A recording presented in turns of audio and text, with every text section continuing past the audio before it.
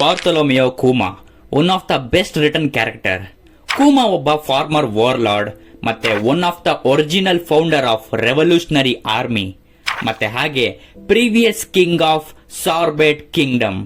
ಕೂಮಾಗೆ ಇವಾಗ 47 ವರ್ಷ.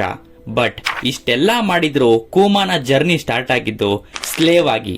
ಯಾಕಂದ್ರೆ ಅದು ಅವನ ಲಿನಿಯೇಜ್ ಇಂದ, ದಿಸ್ ಬಕೆನಿಯರ್ ರೇಸ್. ಹಾಗೆ ಕೂಮಾ ಒಬ್ಬನೇ ಈ ರೇಸ್ ಅಲ್ಲಿ ಬದುಕಿರೋದು ಮತ್ತೆ ಸರ್ವೈವ್ ಆಗ್ತಾ ಇರೋದು. ಯಾಕಂದ್ರೆ ಒನ್ ಪೀಸ್ ಅಲ್ಲಿ ಕೂಮಾ ಮತ್ತೆ ಅವನ ಫಾದರ್ ಬಿಟ್ರೆ ನಾವು ಇನ್ಯಾವುದೇ ಬಕೆನಿಯರ್ನ ನೋಡಿಲ್ಲ. ಅಂಡ್ ಬಕೆನಿಯರ್ ಒಂಥರ ಹೈಬ್ರಿಡ್ ಅಂತ ಹೇಳ್ಬಹುದು. ದಿ ಮಿಕ್ಸ್ ಆಫ್ ಜೈಂಟ್ ಮತ್ತೆ ಅದರ್ ಹ್ಯೂಮನ್ ರೇಸಸ್. ಮತ್ತೆ ಬಕೆನಿಯರ್ಸ್ಗೆ ವಾಯ್ಡ್ ಸೆಂಚುರಿಗೆ ಡೀಪ್ ಕನೆಕ್ಷನ್ ಕೂಡ ಇದೆ. ಬಟ್ ಅದು ಏನು ಅಂತ ಇನ್ನೂ ಗೊತ್ತಿಲ್ಲ. ಹಾಗೆ ಬಕೆನಿಯರ್ಸ್ಗೆ ಇನ್ಕ್ರೆಡಿಬಲ್ ಸ್ಟ್ರೆಂತ್ ಮತ್ತೆ ಡ್ಯೂರಬಿಲಿಟಿ ಇದೆ. ಮತ್ತೆ ಹ್ಯೂಮನ್ಸ್ ಇಂದ ಮ್ಯಾಸಿವ್ ಆಗಿ ಇರ್ತಾರೆ, ಬಟ್ ಜೈಂಟ್ಸ್ ಗಿಂತ ಚಿಕ್ಕದಾಗಿರ್ತಾರೆ. ಸೊ ಹ್ಯೂಮನ್ಸ್ ಜೊತೆ ಇವರು ಆರಾಮಾಗಿ ಹೊಂದ್ಕೊಳ್ತಾರೆ. ಅಂಡ್ ಇಷ್ಟೇ ಅಲ್ಲ, ಕೂಮಾ ಅವನ ರೇಸ್ ಇಂದ ಇಷ್ಟೊಂದು ಪವರ್ಫುಲ್ ಆಗಿ ಇದ್ರು, ಆದ್ರೆ ಅವನ ಇನ್ನ ಪವರ್ಫುಲ್ ಮತ್ತೆ ಸ್ಟ್ರಾಂಗ್ ಆಗಿ ಮಾಡೋದೆ ಅವನ ಡೆವಿಲ್ ಫ್ರೂಟ್. ಅದು ಕೂಡ ಒನ್ ಆಫ್ ದ ಬಸ್ಟೆಡ್ ಫ್ರೂಟ್ ಅಂತ ಕೂಡ ಹೇಳ್ಬೋದು. ಅದೇ ಪಾಪಾ ಫ್ರೂಟ್. ಈ ಫ್ರೂಟ್ ನ ಮೇನ್ ಗೋಲ್ ಅಥವಾ ಐಡಿಯಾ ಇದ್ದಿದ್ದು ಪುಷ್ ಮಾಡೋದು ಅಥವಾ ತಳ್ಳೋದು ಅಷ್ಟೇ.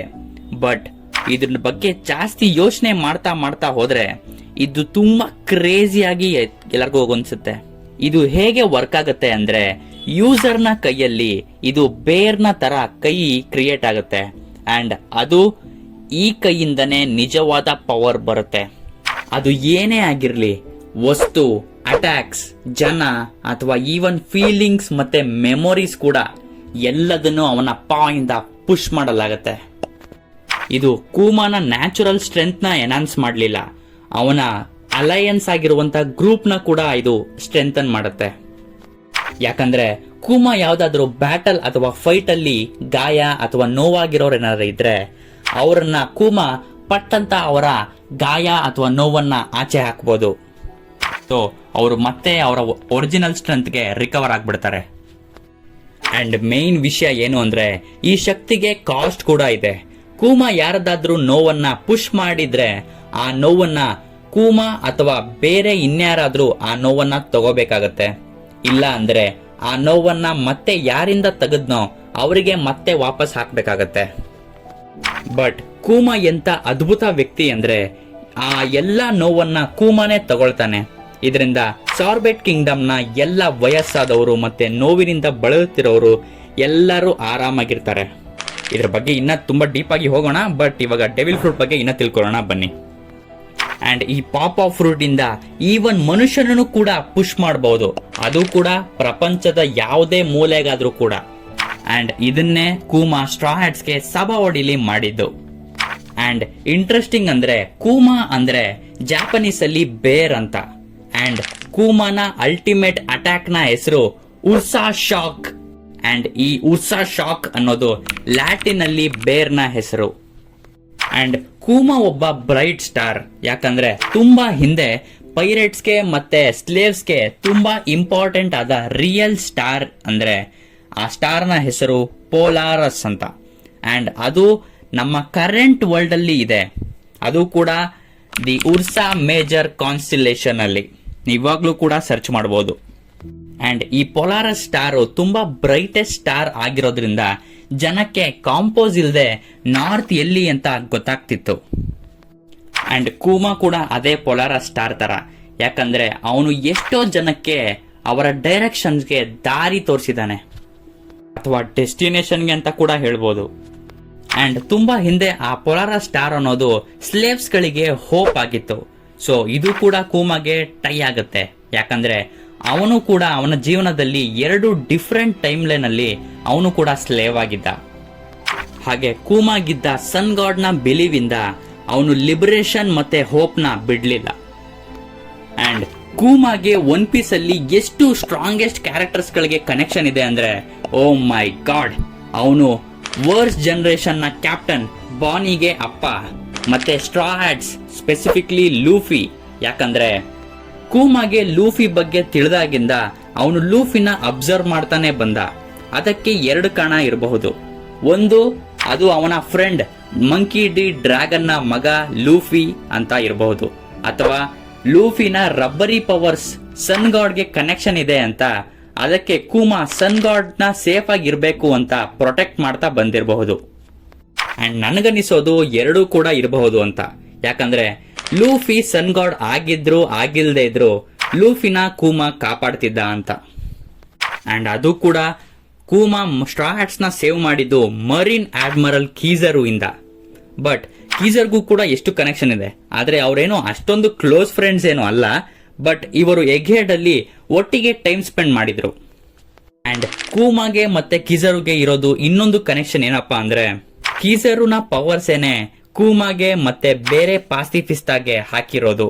ಅಂಡ್ ಇದೆಲ್ಲ ಆಗೋದಕ್ಕೆ ದಿ ಸ್ಮಾರ್ಟೆಸ್ಟ್ ಮ್ಯಾನ್ ಡಾಕ್ಟರ್ ವೇಗಾಪಂಕ್ಗೆ ಕಾರಣ. ಡಾಕ್ಟರ್ ವೇಗಾಪಂಕ್ ಕೂಮಾನ ಮಗಳನ್ನ ಸೇವ್ ಮಾಡ್ತಾನೆ ಮತ್ತೆ ಕೂಮಾನ ಲೈಫ್ ನ ಎಕ್ಸ್ಚೇಂಜ್ ಆಗಿ ಕೇಳ್ತಾನೆ. ಇದರಿಂದ ಅವನ ಮಗಳು ಉಳಿತಾಳೆ ಅಂಡ್ ಅವನು ಸೇರ್ಬೇಕಾಗತ್ತೆ ವಾರ್ಲಾರ್ಡ್ ಆಗಿ. ಅಂಡ್ ಅಲ್ಲಿ ಅವನಿಗೆ ಎಲ್ಲ ಬೇರೆ ವಾರ್ಲಾರ್ಡ್ಸ್ ನ ಕನೆಕ್ಷನ್ ಕೂಡ ಆಗತ್ತೆ. ಅಂಡ್ ಈವನ್ ಗಾರಸೆ ಕೂಡ, ಯಾಕಂದ್ರೆ ಅದೇ ಗಾರಸೆಯಿಂದ ತಾನೇ ಕೂಮಾಗಿ ಹೀಗೆಲ್ಲ ಆಗಿದ್ದು. ಸೊ ಇಷ್ಟೆಲ್ಲ ಕ್ಯಾರೆಕ್ಟರ್ಸ್ಗೂ ಕೂಮಾಗೂ ಸಿಕ್ಕಾಪಟ್ಟೆ ಕನೆಕ್ಷನ್ಸ್ ಇದೆ. ಯಪ್ಪ, ಇಷ್ಟೊಂದೆಲ್ಲ ಕ್ಯಾರೆಕ್ಟರ್ಸ್ಗೆ ಯಾರಿಗೂ ಇಷ್ಟೊಂದು ಕನೆಕ್ಷನ್ಸ್ ಇಲ್ಲ ಅನ್ಸುತ್ತೆ. ಅಂಡ್ ನಿಮ್ಗೆಲ್ಲ ಗೊತ್ತಿರೋ ಹಾಗೆ ಈ ಕೂಮಾ ಕ್ಯಾರೆಕ್ಟರ್ ಇಂದ ಓಡಾ ಸೆನ್ಸೆ ಎಲ್ಲರನ್ನ ಅಳಿಸಿದ್ದಾರೆ. 47 ವರ್ಷದ ಹಿಂದೆ ಸೌತ್ ಬ್ಲೂ ಅಲ್ಲಿ ಕೂಮಾ ಹುಡ್ತಾನೆ. ಕೂಮಾನ ಅಪ್ಪ ಒಬ್ರು ಬಕೆನಿಯರ್ ಮತ್ತೆ ಅವರ ಅಮ್ಮ ನಾರ್ಮಲ್ ಹ್ಯೂಮನ್ ಆಗಿದ್ರು. ಅಂಡ್ ಕೂಮಾಗೆ 4 ವರ್ಷ ಇದ್ದಾಗ ಅವನು ಮತ್ತೆ ಅವನ ಫ್ಯಾಮಿಲಿನ ಕ್ಯಾಪ್ಚರ್ ಮಾಡಿ ಸ್ಲೇವ್ಸ್ ಮಾಡ್ತಾರೆ. ಯಾಕಂದ್ರೆ ಅವರ ಮೈಯಲ್ಲಿ ಹರಿತಾ ಇರೋದು ಬಕೆನಿಯರ್ ಬ್ಲಡ್ ಅಂತ. ಅವರ ಅಮ್ಮನ ಹೊಡೆದು ಸಾಯಿಸ್ತಾರೆ. ಬಟ್ ಅವರಪ್ಪ ಕೂಮಾಗೆ warrior of liberation sun god ಬಗ್ಗೆ ಹೇಳ್ತಾರೆ ಮತ್ತೆ ಬದುಕೋದಕ್ಕೆ ಕೂಮಾಗೆ ಹೋಪ್ ಕೊಡ್ತಾರೆ. ಒಂದು ದಿನ ಆ ಸನ್ ಗಾಡ್ ಬರ್ತಾರೆ, ಎಲ್ಲಾ ಸ್ಲೇವ್ಸ್ ನ ಬಿಡಿಸ್ತಾರೆ. ಸೊ ಕೂಮಾ ಅಲ್ಲಿವರೆಗೂ ಕಾಯಬೇಕು ಅಂತ. ಅಲ್ಲೇ ಇದ್ದ ಸೆಲೆಸ್ಟಿಯಲ್ ಡ್ರ್ಯಾಗನ್ ಅವರಪ್ಪನ ಕೂಮಾನ ಕಣ್ಣೆದುರುಗಡೆನೆ ಶೂಟ್ ಮಾಡಿ ಸಾಯಿಸ್ತಾರೆ. ಅಷ್ಟರಲ್ಲಾಗ್ಲೇ ಅದು ತುಂಬಾ ಲೇಟ್ ಆಗಿತ್ತು. ಯಾಕಂದ್ರೆ ಕೂಮಾನ ಹಾರ್ಟ್ ಅಲ್ಲಿ ಆಗಾಗ್ಲೇ ಸನ್ ಗಾಡ್ ಕೂತಾಗಿತ್ತು. 5 ವರ್ಷ ಆದ್ಮೇಲೆ ಕೂಮಾನ ಗಾಡ್ ವ್ಯಾಲಿ ಐಲ್ಯಾಂಡ್ಗೆ ಕರ್ಕೊಂಡು ಬರ್ತಾರೆ. ಅದು ಸೆಲೆಸ್ಟಿಯಲ್ ಡ್ರ್ಯಾಗನ್ ನ ಹಂಟಿಂಗ್ ಗೇಮ್ಗೆ ಅಂತ. ಸೆಲೆಸ್ಟಿಯಲ್ ಡ್ರ್ಯಾಗನ್ಸ್ ಸ್ಲೇವ್ಸ್ ಮತ್ತೆ ಸಿವಿಲಿಯನ್ಸ್ ನ ಅಲ್ಲೇ ಹಂಟ್ ಮಾಡ್ತಾರೆ, ಸಾಯಿಸ್ತಾರೆ ಮತ್ತೆ ಅದರಿಂದ ಪಾಯಿಂಟ್ಸ್ ತಗೊಂಡು ಅವರಿಂದ ಅವರಿಗೆ ಪ್ರೈಸ್ ಸಿಗುತ್ತೆ. ಕೂಮಾ ಅಲ್ಲಿಂದ ಒಂದು ಸಾರಿ ತಪ್ಪಿಸ್ಕೊಳ್ತಾನೆ.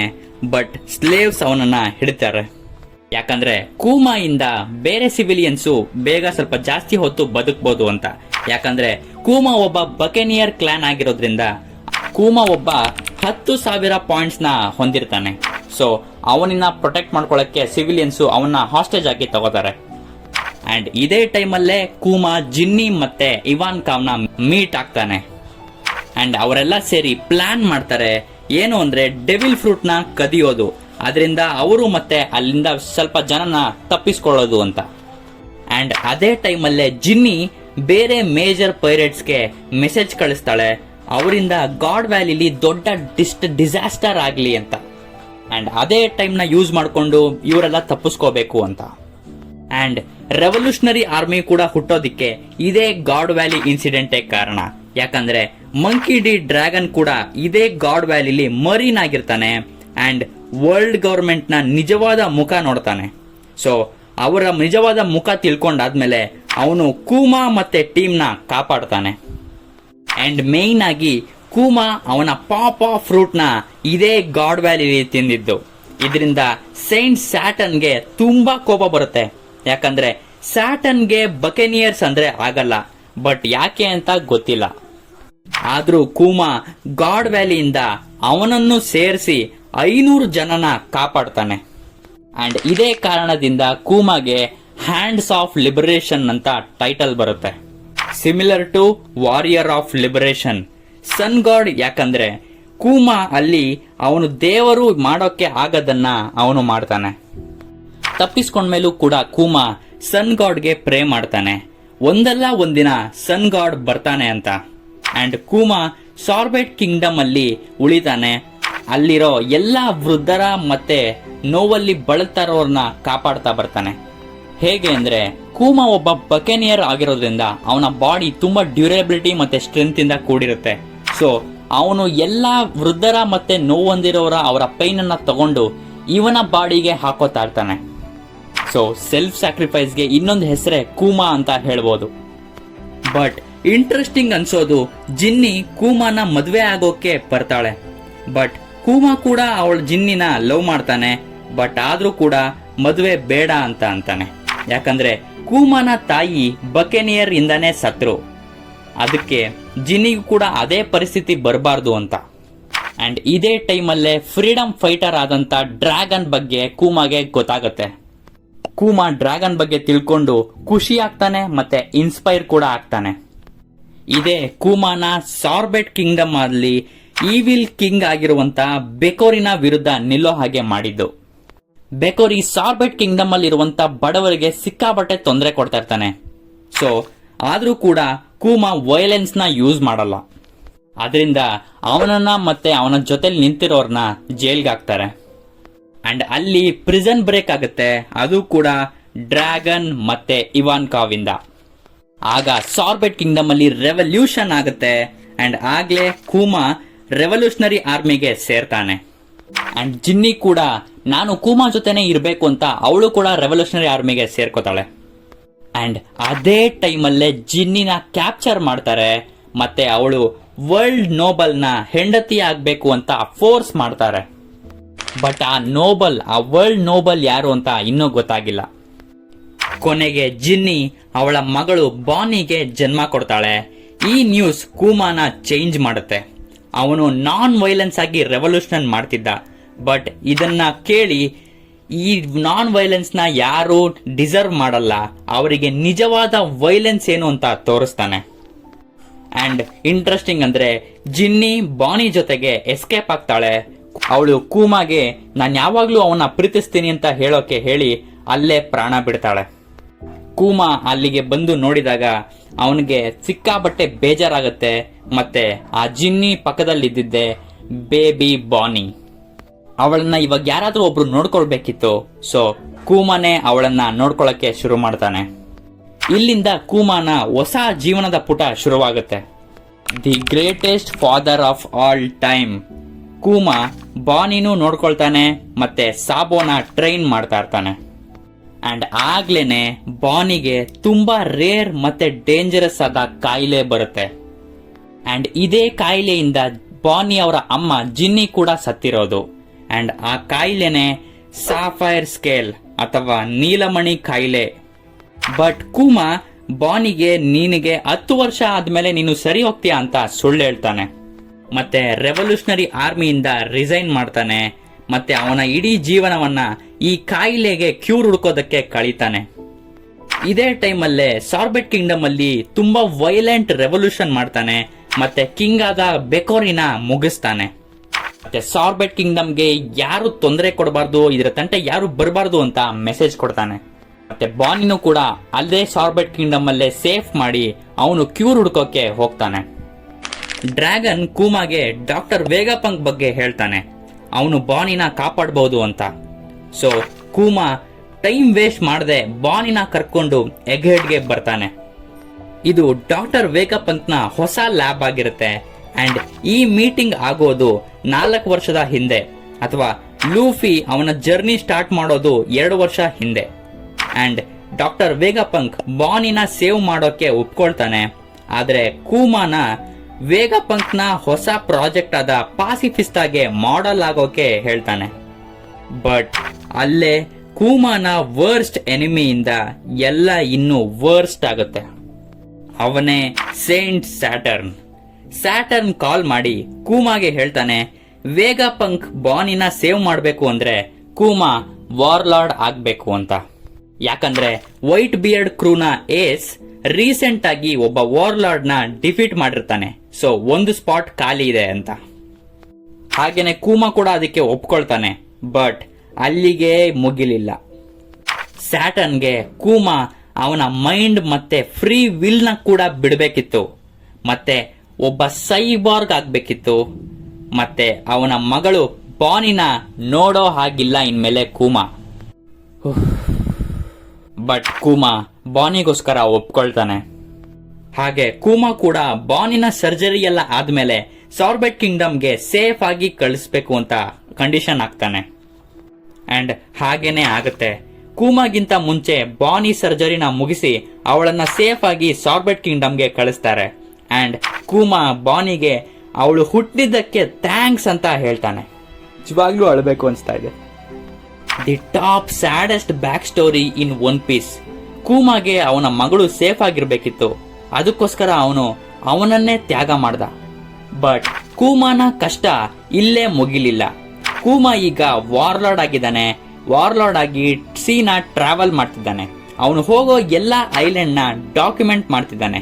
ಮತ್ತೆ ಇದನ್ನ ಬಾನಿಗೆ ಕಳಿಸ್ತಿದ್ದಾನೆ, ಅವನು ಎಲ್ಲೆಲ್ಲಿ ಹೋಗ್ತಾ ಇದ್ದಾನೆ ಅಂತ. ಬಟ್ ಬಾನಿಗೆ ಅದೆಲ್ಲ ಓದೋಕೆ ಆಗ್ತಾ ಇಲ್ಲ. ಯಾಕಂದ್ರೆ ವರ್ಲ್ಡ್ ಗೌರ್ಮೆಂಟ್ ಅವರು ಅದನ್ನೆಲ್ಲ ತಗೊಂಡು ನಾಶ ಮಾಡ್ತಿದ್ದಾರೆ. ಅಂಡ್ ಇದೇ ಟೈಮಲ್ಲೇ ಕೂಮಾ ಲೂಫಿನ ಮನೆ ಆಗಿರುವಂತ ಗೋವಾ ಕಿಂಗ್ಡಮ್ಗೆ ಬರ್ತಾನೆ. ಮತ್ತೆ ಮಂಕಿ ಡಿ ಲೂಫಿ ಮತ್ತೆ ಅವನ ರಬ್ಬರಿ ಬಾಡಿನ ನೋಡ್ತಾನೆ. ಅಂಡ್ ಅವಾಗ್ಲೇ ಕೂಮಾಗೆ ಗೊತ್ತಾಗೋದು ನ್ಯೂ ಡಾನ್ ಬರ್ತಾ ಇದೆ ಮತ್ತೆ ಅದನ್ನ ತರೋದು ಲೂಫಿನೇ ಅಂತ. ಅಂಡ್ ಇದೇ ಆಸುಪಾಸು ಟೈಮಲ್ಲೇ ಕೂಮಾ ಸೀರೀಸ್ಗೆ ಎಂಟರ್ ಆಗೋದು. ಯಾಕಂದ್ರೆ ಇದೇ ಟೈಮಲ್ಲೇನೆ ಲೂಫಿ ವಾರ್ಲಾರ್ಡ್ ಆದ ಕ್ರೊಕೊಡೈಲ್ ನ ಡಿಫೀಟ್ ಮಾಡಿರ್ತಾನೆ. ವಾರ್ಲಾರ್ಡ್ ನ ಸಮೆಟ್ ಕರೆದಿರ್ತಾರೆ ಅದರಿಂದ. ಅಂಡ್ ಸಮೆಟ್ ಎಲ್ಲ ಆದ್ಮೇಲೆ ಕೂಮಾ ಎಗ್ ಹೆಡ್ಗೆ ಬಂದು ಫಸ್ಟ್ ಟೈಮ್ ಪಾಸಿಫಿಸ್ತಾನ ನೋಡ್ತಾನೆ. ಮತ್ತೆ ಆಗ್ಲೇ ವೇಗಪಂಕ್ಗೆ ಕೂಮಾ ಲೂಫಿ ಡ್ರ್ಯಾಗನ್ ನ ಮಗ ಅಂತ ಹೇಳ್ತಾನೆ. ಮತ್ತೆ ವೇಗಪಂಕು ಕೂಮಾಗೆ ಲೂಫಿ ವರ್ಲ್ಡ್ ಗೌರ್ಮೆಂಟ್ ಮೇಲೆ ವಾರ್ ಡಿಕ್ಲೇರ್ ಮಾಡಿದ್ದಾನೆ ಅಂತ ಮೆನ್ಷನ್ ಮಾಡ್ತಾರೆ. ಹಾಗೆ ನೋಡಕ್ ಹೋದ್ರೆ ಈ ಮೀಟಿಂಗು ವಾಟರ್ 7 ಆದ ನಂತರ ಆಗಿರಬಹುದು. ಅಂಡ್ ಕೂಮಾನ ಮೈಂಡ್ ಮತ್ತೆ ಫ್ರೀ ವಿಲ್ ನ ತೆಗೆಯೋ ಮುಂಚೆ ಒಂದು ಫೈನಲ್ ಮಿಷನ್ ಇದೆ. ಅದೇ ಕೂಮಾ ಥ್ರಿಲ್ಲರ್ ಪಾರ್ಕ್ ಗೆ ಬಂದು ಗೆಕೋ ಮೋರಿಯಾಗೆ ಹೊಸ ವಾರ್ಲಾರ್ಡ್ ಆಗಿ ಬ್ಲಾಕ್ ಪಿಯರ್ಡ್ ಕ್ರೊಕೊಡೈಲ್ ನ ರಿಪ್ಲೇಸ್ಮೆಂಟ್ ಆಗಿ ಬಂದಿದ್ದಾನೆ ಅಂತ ಹೇಳಕ್ಕೆ. ಅಂಡ್ ಕೂಮಾ ಥ್ರಿಲ್ಲರ್ ಪಾರ್ಕ್ ನ ಡಿಸ್ಟ್ರಾಯ್ ಮಾಡೋಕೆ ಹೇಳ್ತಾರೆ. ಮತ್ತೆ ಸ್ಟ್ರಾ ಹ್ಯಾಟ್ಸ್ ನು ಕೂಡ ಕ್ಯಾಪ್ಚರ್ ಮಾಡೋಕೆ ಹೇಳ್ತಾರೆ. ಆಮೇಲೆ ಗೊತ್ತಲ್ಲ, ನಥಿಂಗ್ ಹ್ಯಾಪನ್ಸ್. ಅಂಡ್ ಇದೇ ಮೂಮೆಂಟ್ ಅಲ್ಲಿ ಕೂಮಾಗೆ ಗೊತ್ತಾಗುತ್ತೆ ಲೂಫಿನ ಕ್ರೂ ಫುಲ್ ಲಾಯಲ್ ಅಂತ. ಸೊ ಕೂಮಾ ಅವರನ್ನ ಎಸ್ಕೇಪ್ ಆಗೋಕೆ ಬಿಡ್ತಾನೆ. ಆಮೇಲೆ ಕೂಮಾ ಸಾಬಾವಡಿಗೆ ಹೋಗ್ತಾನೆ, ಅದು ಬಾನಿನ ದೂರದಿಂದ ನೋಡೋಕೆ. ಆಗ್ಲೇ ಲೂಫಿ ಸೆಲೆಸ್ಟಿಯಲ್ ಡ್ರ್ಯಾಗನ್ಸ್ಗೆ ಹೊಡೆದಿದ್ದಾನೆ. ಅಂಡ್ ಅದಕ್ಕೇನೆ ಅಡ್ಮಿರಲ್ ಕಿಜರು ಮತ್ತೆ ಸೆಂಟುಮಾರು ಕೂಡ ಬಂದಿದ್ದಾರೆ. ಅಲ್ಲೇ ಕೂಮಾ ಸ್ಟ್ರಾ ಹ್ಯಾಟ್ಸ್ಗೆ ಇಂಪಾರ್ಟೆಂಟ್ ಹೆಲ್ಪ್ ಮಾಡ್ತಾನೆ. ಅದೇ ಕೂಮಾ ಸ್ಟ್ರಾ ಹ್ಯಾಟ್ಸ್ ಮತ್ತೆ ಕಿಜರುನ ಮಧ್ಯೆ ಫೈಟ್ ನಡೀತಾ ಇರೋ ಮಧ್ಯೆ ಇಂಟರ್ವ್ಯೂನ್ ಆಗ್ತಾನೆ. ಮತ್ತೆ ಅವನ ಪಾಪ ಪವರ್ಸ್ ಇಂದ ಎಲ್ಲಾ ಸ್ಟ್ರಾ ಹ್ಯಾಟ್ಸ್ ನು ಬೇರೆ ಬೇರೆ ಪ್ಲೇಸ್ಗೆ ಪುಷ್ ಮಾಡ್ತಾನೆ. ಅಂಡ್ ಅದು ಕೂಡ ಕೂಮಾ ಟ್ರಾವೆಲ್ ಮಾಡಿದ್ದ ಪ್ಲೇಸ್ ಗಳಿಗೇನೆ. ವಾವ್. ಹಾಗೆ ಕೂಮಾ ಅಲ್ಲೇ ಡಾರ್ಕ್ ಕಿಂಗ್ ರೇಲಿನ ಮೀಟ್ ಆಗ್ತಾನೆ. ಮತ್ತೆ ಅವನು ರೆವಲ್ಯೂಷನರಿ ಆರ್ಮಿನ ಮೆಂಬರ್ ಅಂತ ಹೇಳ್ತಾನೆ. ಹಾಗೆ ಅವನು ಹೇಳ್ತಾನೆ, ನಾನು ಇಲ್ಲಿ ಸ್ಪೆಸಿಫಿಕ್ ಆಗಿ ಬರೋದು ಸ್ಟ್ರಾ ಹ್ಯಾಟ್ಸ್ ನ ಸೇವ್ ಮಾಡೋಕೆ ಅಂತ. ಸೊ ರೇಲಿ ಇವಾಗ ಕಿಜರುನ ಹೋಲ್ಡ್ ಮಾಡ್ತಾನೆ. ಮತ್ತೆ ಕೂಮಾ ಅವನು ದೇವರು ನೀಕಾನ ಸೇವ್ ಮಾಡ್ತಾನೆ. ಅಂಡ್ ಇದೇ ಕೂಮಾ ಅವನ ಫ್ರೀ ವಿಲ್ ಇಂದ ಮಾಡಿರೋ ಕೊನೆ ಕೆಲಸ. ಯಾಕಂದ್ರೆ ಇದಾದ್ಮೇಲೆ ಕೂಮಾ ಅವನ ಮೆಮೊರೀಸ್ ನ ಸ್ಟೋರ್ ಮಾಡಿ ಅವನ ಮೈಂಡ್ ಮತ್ತೆ ಫ್ರೀ ವಿಲ್ ನ ತ್ಯಾಗ ಮಾಡ್ತಾನೆ. ವರ್ಲ್ಡ್ ಗೌರ್ಮೆಂಟ್ ನ ಸ್ಲೇವ್ ಆಗ್ತಾನೆ. ಇದಕ್ಕೇನೆ ಕೂಮಾ ಮರೀನ್ ಫೋರ್ಡ್ ಆರ್ಕ್ ಅಲ್ಲಿ ಮೈಂಡ್ಲೆಸ್ ಆಗಿ ವರ್ತಿಸಿದ್ದು. ಅಂಡ್ ಇದಾದ್ಮೇಲೆ ಕೂಮಾನ ನಾವು ಆಫ್ ಸ್ಕ್ರೀನ್ ಅಲ್ಲಿ ನೋಡ್ತೀವಿ. ಮತ್ತೆ ಅವನು ಫೈನಲ್ ರಿಕ್ವೆಸ್ಟ್ ಅಂತೆ ವೇಗಪಂಕ್ಗೆ ಸ್ಟ್ರಾ ಹ್ಯಾಟ್ಸ್ ಬರೋ ತನಕ ಅವರ ಶಿಪ್ ಕೂಡ ಕಾಪಾಡ್ತಾನೆ. ಅಂಡ್ ನೆಕ್ಸ್ಟ್ ರೆವರಿ ಆದಾಗ ರೆವಲ್ಯೂಷನರಿ ಆರ್ಮಿ ಅವರು ಮರಿಜುವಾಗೆ ಅಟ್ಯಾಕ್ ಮಾಡ್ತಾರೆ. ಮತ್ತೆ ಅಲ್ಲೇ ನಾವು ನೋಡ್ತೀವಿ ಬಾರ್ತೊಲೋಮಿಯೋ ಕೂಮಾ ಮತ್ತೆ ಸೆಲೆಸ್ಟಿಯಲ್ ಡ್ರ್ಯಾಗನ್ಸ್ಗೆ ಸ್ಲೇವ್ ಆಗಿದ್ದಾನೆ ಅಂತ. It's really brutal. ಬಟ್ ಲೂಫಿನ ಬ್ರದರ್ ಆದ ಸಾಬೋ ಕೂಮಾನ ಕಾಪಾಡ್ತಾನೆ. ಮತ್ತೆ ಅವನನ್ನ ರೆವಲ್ಯೂಷನರಿ ಆರ್ಮಿ ಹೆಡ್ ಕ್ವಾರ್ಟರ್ಸ್ಗೆ ಕರ್ಕೊಂಡು ಬರ್ತಾರೆ. ಅಂಡ್ ಆಗ್ಲೇ ಸ್ಟ್ರಾ ಹ್ಯಾಟ್ಸ್ ಕೂಡ ಎಗ್ ಹೆಡ್ಗೆ ಬರೋದು. ಆಗ ಎಲ್ಲ ಕೊನೆಗೆ ಸರ್ಕಲ್ ಆಗುತ್ತಲ್ಲ, ಅದೇ ಮೂಮೆಂಟು ಇಲ್ಲೂ ಆಗುತ್ತೆ. ಯಾಕಂದ್ರೆ ಅದೇ ಕೂಮಾನ ಮಗಳು ಬಾನಿ, ಕೂಮಾನ ದೇವರು ನೀಕಾ, ಮತ್ತೆ ಕೂಮಾನ ವರ್ಸ್ಟ್ ಎನಿಮಿ ಸೈಂಟ್ ಸ್ಯಾಟರ್ನ್ ಎಲ್ಲರೂ ಇದೇ ಐಲ್ಯಾಂಡ್ ಅಲ್ಲೇ ಇರ್ತಾರೆ. ಮತ್ತೆ ಕೂಮಾನ ಬೆಸ್ಟ್ ಫ್ರೆಂಡ್ಸ್ ಆದ ಕಿಜರು ಮತ್ತೆ ಸೆಂಟುಮಾರು ಇಬ್ರು ಕ್ಲಾಶ್ ಆಗ್ತಾರೆ. ಮತ್ತೆ ಕೂಮಾನ ದೇವರು ನೀಕಾ ಅವನ ಮಗಳು ಬಾನಿನ ಡಿಫೆಂಡ್ ಮಾಡ್ತಾನೆ, ಅದು ಕೂಡ ಮಾನ್ಸ್ಟರ್ಸ್ ಇಂದ. ಸೊ ಕೂಮಾ ಕೂಡ ಅಲ್ಲಿಗೆ ಬರಬೇಕಿತ್ತು. ಅದಕ್ಕೆ ಅವನು ಅವನ ಪಾಪ ಫ್ರೂಟ್ ಪವರ್ ನ ಯೂಸ್ ಮಾಡಿ ಎಗ್ ಹೆಡ್ಗೆ ಪುಷ್ ಮಾಡ್ತಾನೆ. ಬಟ್ ಅಡ್ಡದಲ್ಲಿ ಪ್ರಾಬ್ಲಮ್ ಕೂಡ ಇದೆ. ಯಾಕಂದ್ರೆ ರೆವಲ್ಯೂಷನರಿ ಆರ್ಮಿ ಹೆಡ್ ಕ್ವಾರ್ಟರ್ಸ್ ಮತ್ತೆ Egghead opposite side of world ಅಲ್ಲಿ ಇದೆ. ಸೊ ಮಧ್ಯದಲ್ಲಿರೋದು absolutely red line. So Kuma red line ನ ಹತ್ತಿ ಅಕೈನುನ ಫೇಸ್ ಮಾಡಿ ಮತ್ತೆ ಎಗ್ ಹೆಡ್ಗೆ ಪುಷ್ ಆಗ್ತಾನೆ. ಅಂಡ್ ಅಲ್ಲೇ ನಾವು ನೋಡೋದು ದಿ ಮೋಸ್ಟ್ ಹೆಪಿಕ್ ಮತ್ತೆ ಸ್ಯಾಟಿಸ್ಫೈಯಿಂಗ್ ಪಂಚ್. ಕೂಮಾ ಸೆಂಟ್ ಸ್ಯಾಟರ್ನ್ಗೆ ಹೊಡಿತಾನೆ. Yes yes yes. So ಕೂಮಾ is the best character. ಮತ್ತೆ ಕೂಮಾ ಇವಾಗ ಎಲ್ಬಫ್ ಅಲ್ಲಿ ಇದ್ದಾನೆ. ಮುಂದೆ ಅವನಿಗೆ ಏನಾಗಬಹುದು? ಅಂಡ್ ನನಗನ್ನಿಸೋದು ಕೂಮಾ ಮುಂದೆ ಇನ್ನೂ ತುಂಬಾ ದೊಡ್ಡ ರೋಲ್ ಪ್ಲೇ ಮಾಡೋದಿದೆ. ಇದರಿಂದ ಅವನ ಲೈಫು ಫುಲ್ ಸರ್ಕಲ್ ಆಗುತ್ತೆ ಅಂತ. ನಿಮ್ಗೇನ್ ಅನ್ಸುತ್ತೆ? ಕೆಳಗಡೆ ಕಾಮೆಂಟ್ ಮಾಡಿ ತಿಳಿಸಿ. ಅಂಡ್ ಎಗ್ ಹೆಡ್ಗೆ ಬಂದಂತ ಆ ಮಾನ್ಸ್ಟರ್ಸ್ ಯಾರು ಅಂತ ಸ್ಕ್ರೀನ್ ಮೇಲೆ ಕಾಣಿಸ್ತಾ ಇರುವಂತ ವಿಡಿಯೋನ ಕ್ಲಿಕ್ ಮಾಡಿ. ನಿಮಗೆ ನಾನು ಆ ವಿಡಿಯೋದಲ್ಲಿ ಸಿಗ್ತೀನಿ. ನಮಸ್ಕಾರ.